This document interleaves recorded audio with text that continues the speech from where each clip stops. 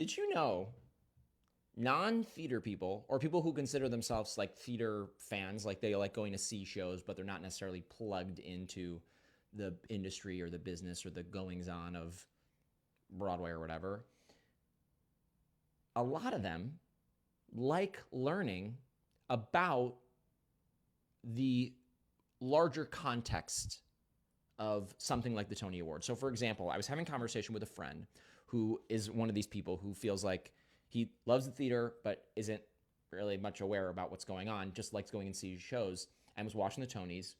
And we were talking about the fact that sometimes, not all the time, sometimes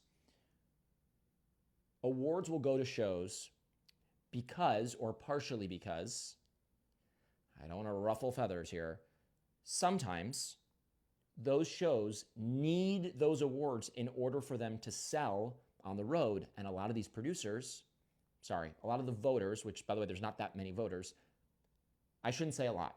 Some of the voters are road producers, which means a show winning an award can help it sell on the road, on tour, when it goes to licensing for regional houses and high schools and colleges.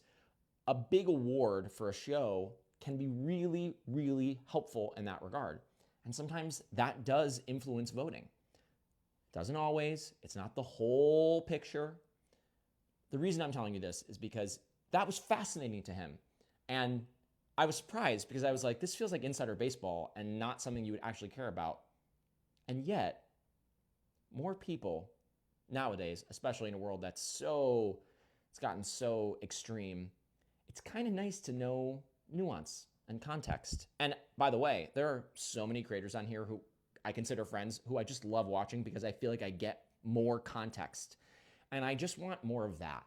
Like, I just want to keep inviting people into this conversation that aren't already in the conversation. By the way, if you're here, you family. But I also want to open the arms and sing, we are a family. Like, bring them in.